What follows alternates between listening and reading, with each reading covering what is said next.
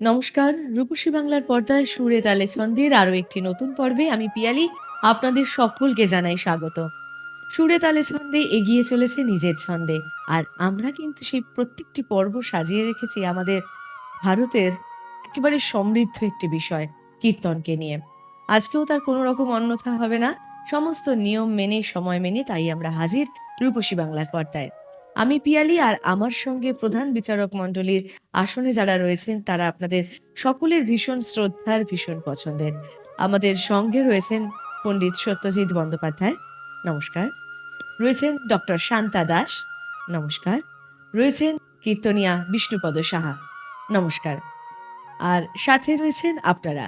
আমাদের আজকের পর্ব আমরা এগিয়ে নিয়ে যাব। প্রথমে স্বাগত জানাবো একেবারে মহাপ্রভুর দেশ থেকে আসা মানুষ, নবদ্বীপ থেকে শান্তিদেবী গোস্বামী। চলে আসুন।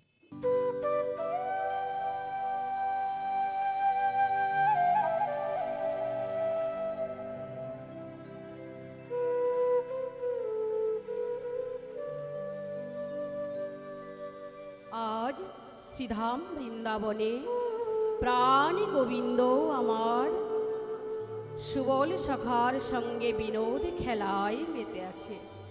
বিনোদ খেলা খেলিতে খেলিতে শ্রী গোবিন্দ আমার সুবল সখাকে বলছে, সুবল ও সুবল, চল যাই আমরা একবার রাধাকুণ্ডের তীর হতে ঘুরে আসি।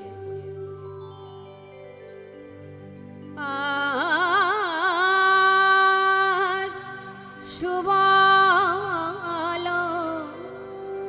করিয়া সঙ্গে বিপিন বিহার রঙ্গে আহার সময়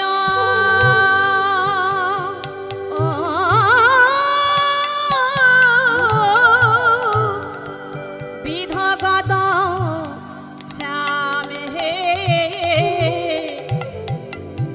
রসময় বিধ গদশা চলিল আমার রসের